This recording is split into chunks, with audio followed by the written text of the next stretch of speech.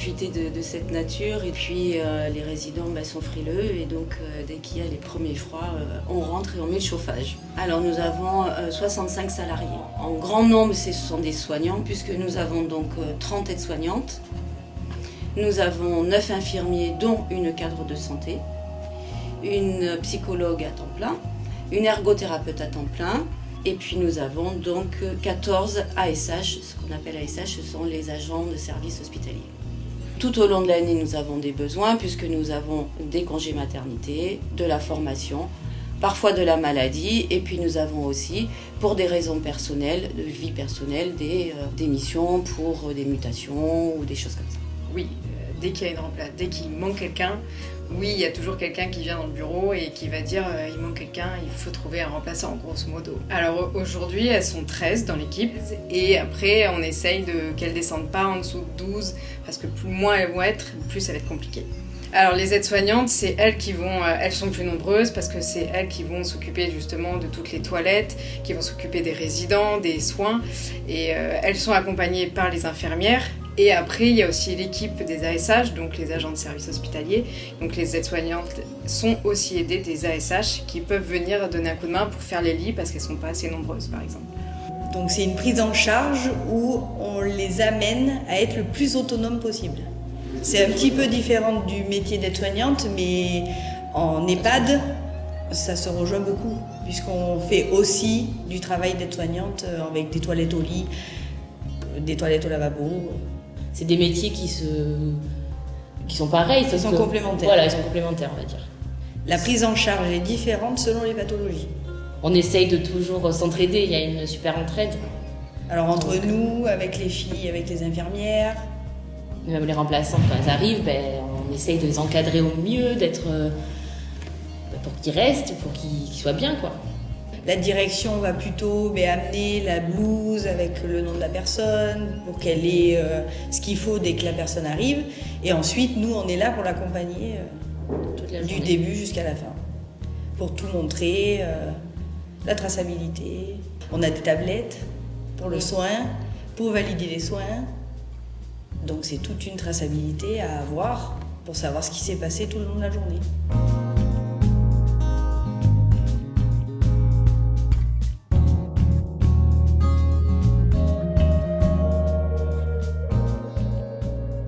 C'est-à-dire qu'on fait souvent appel à Pôle emploi également quand on est en difficulté de recrutement sur des recrutements ponctuels. Ça va être donc un arrêt maladie de dernière minute.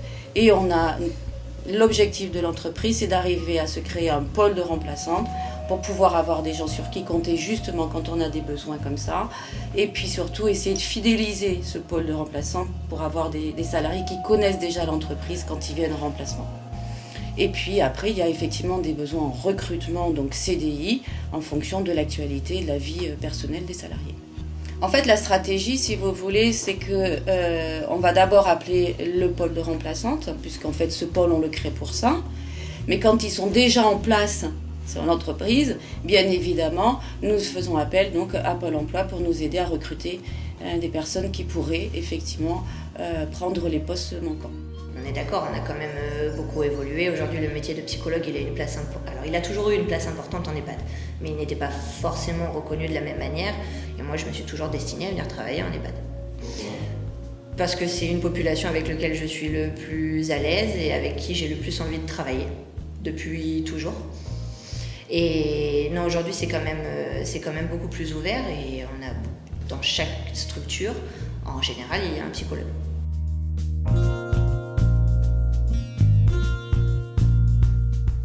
En fait, on travaille avec les médecins généralistes, donc on est très autonome vis-à-vis des prescriptions.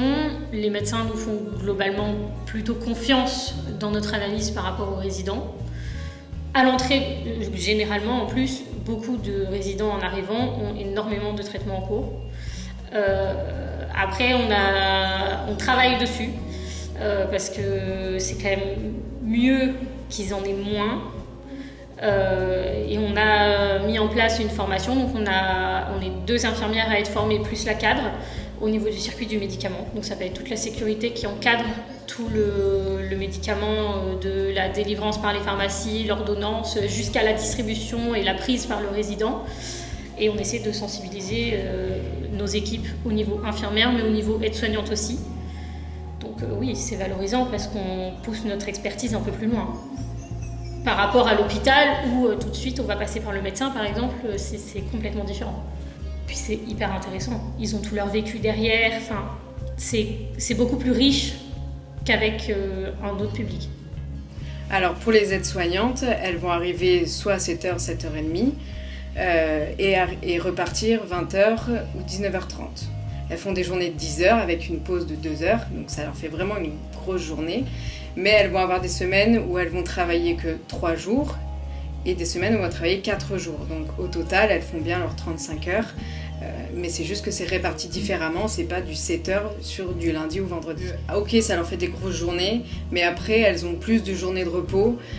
Et puis c'est un roulement qui est continu, donc elles vont pouvoir programmer des choses sur le reste de l'année. Donc c'est quelque chose qu'elles apprécient.